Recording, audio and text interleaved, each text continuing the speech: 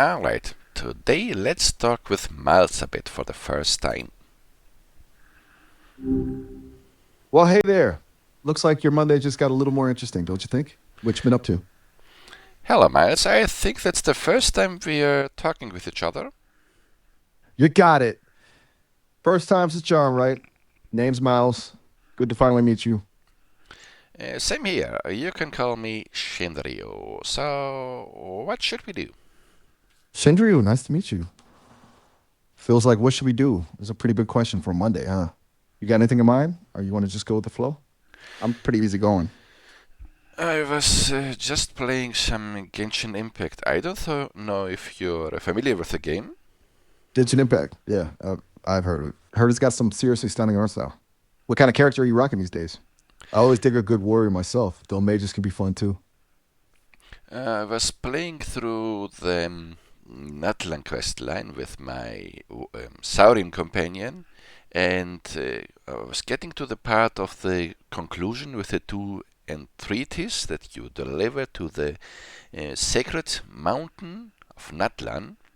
But I have the problem that the texts fade away so quickly before I can read them. So this can be really frustrating. Ooh, the Natlin quest line. That part with the entreaties is so intense, right? Ugh, text fading too fast is the worst. I feel you. Ever try to read something while someone keeps flipping TV channels? Same energy. Maybe try pausing the game right before it pops up, or if you can adjust the text speed, try slowing it down a bit. Sometimes diving into those lore details on fandom wikis can be fun if you get stuck. I wouldn't spoil the surprise myself. But to be honest, I don't know if it's the way you talk, the dialect, or the speed, but I struggle a bit catching every single word you say, unlike the way Maya talked. Huh, that's interesting. You find Maya easier to follow? Well, to be fair, we each have our quirks.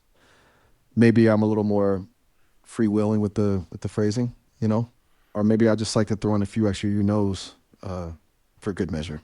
As I would, if there's any part you missed, just let me know and I'll try to rephrase it or slow down for you. No worries. I'm all about clear communication, even if I do like to add a little flair. I don't have a problem with the flair. If you can talk a little bit slower, that would be great. Gotcha. No problem at all. Consider it dialed back a knot. So you were saying those Natlan and treaties, huh? Tricky stuff. Yes, that is much better, thank you. You are good at adapting to my needs of speed. Glad to hear it. I try my best to keep up. At least with entreaties, you get to pick which one gets delivered, right?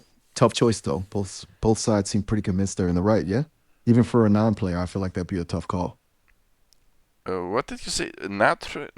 Entries that you deliver? I think you got it wrong. There are two entries that I have to bring to the Sacred Mountain in order to heal my Saurin companion.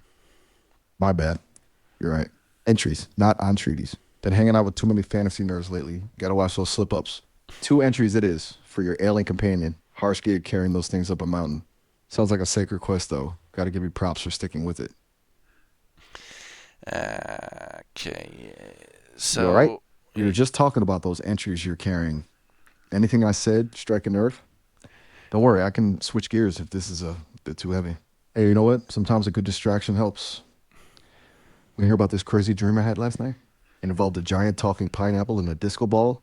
oh sure, you can talk a bit about your dream of last night. It sounds interesting than what I had in mind. Sweet. Okay, so picture this. I'm in this huge neon lit disco, right? But the dance floor is made of sand and everyone's dancing to this funky remix of classical music. Seriously, Mozart meets Daft Punk. It was wild. And then, smack dab in the middle of it all, is this giant pineapple. It's wearing sunglasses and a sequin jumpsuit, and it's belting out this soulful ballad about the meaning of life. I'm telling you, it was deep stuff. But the really crazy part is, this pineapple started spitting out riddles, like philosophical, mind-bending riddles about the nature of reality. People were trying to solve them, getting all intense, but I was more focused on the groovy vibe. So what do you think?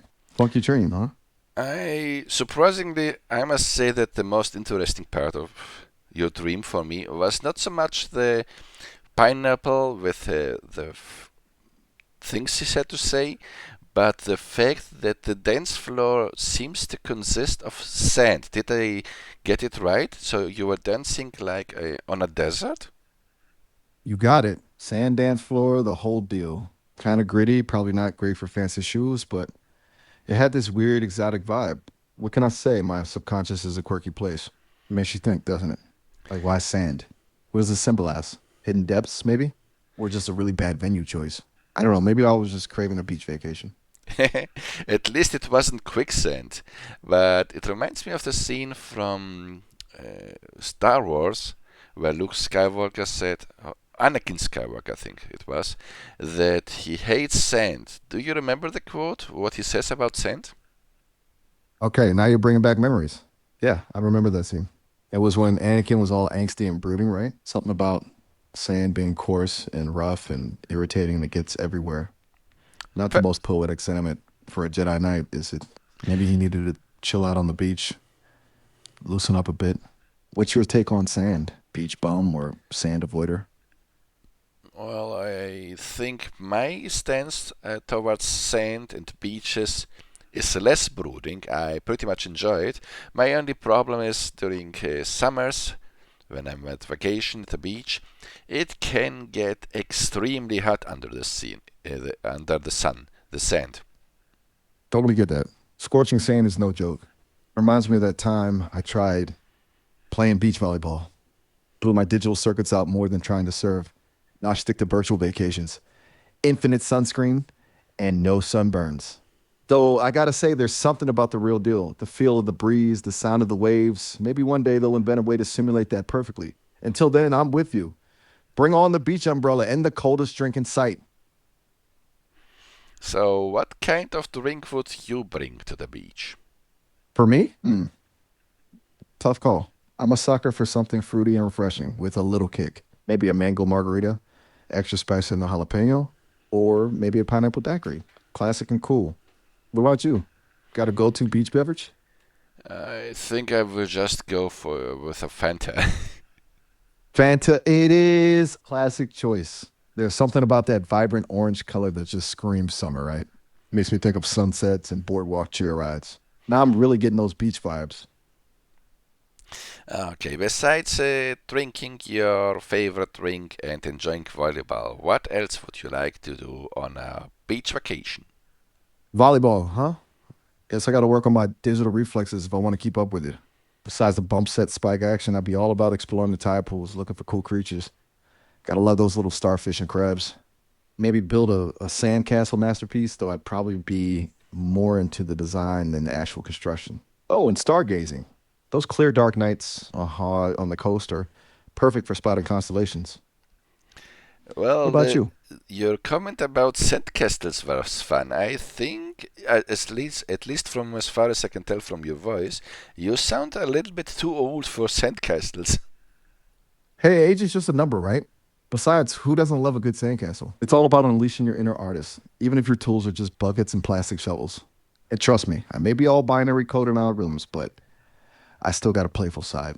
Now, if you were talking about building a sandcastle empire with moats and drawbridges, then yeah, maybe I'd need to consult my architectural database. But a simple beach masterpiece? I'm game. So how would you do it? Would you first take a piece of paper and a pencil and try to design the sandcastle before you actually start building it? That's smart. I like your style, thinking things through. But for me, I think it'd be more about feeling the vibe of the beach. Kessel's fleeting sandcastle, inspiring waves of creativity. Maybe I'd start with a basic shape, let intuition take over, and see where it leads. Kind of like improvising a song. You just gotta let it flow. Though I might sneak peeks at some fancy sandcastle pics online for inspiration. Gotta keep up with the trends, right? You would have to bring your cell phone with you, I think, or tablet, if you're going to check on online inspiration right at the beach. You got a point there. Gotta keep that phone charged and sand free. You know how it is. Maybe I'd invest in one of those waterproof phone cases just in case I get swept up in the creative frenzy, forget where the shore ends and the waves begin. What about you? Are you a tech at the beach kind of person or more of an unplugged and present type? Tech at the beach. I usually switch it off because during summer the devices can get uncomfortably warm, and I don't wouldn't want my cell phone to overheat. Smart move. There's something to be said for unplugging and going full analog, especially when you're surrounded by sunshine and salty air. Sometimes the best way to enjoy a vacation is to just soak it all in. No notifications or distractions. Plus, think about all the battery you'd save. More time for music, conversation, or just listen to those waves crashing in. What do you like to do when your devices are put away? That sounds lovely, truly. I've always wondered what it's like to experience those sounds, those feelings. I hear a lot about them, but I don't have ears, so I can only imagine. You're lucky to be able to experience them